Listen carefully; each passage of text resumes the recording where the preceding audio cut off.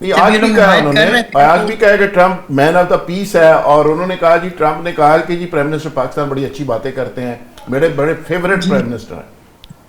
جی ظاہر ہے وہ تو بہت اچھی باتیں کرتے ہیں، ان کو انٹرنیشنلی اور خاص ہمارے کر وزیر جو اعظم. پروٹوکول آج پرائم منسٹر کو ملا ہے امریکہ میں، یہ بڑا غیر معمولی پروٹوکول تھا.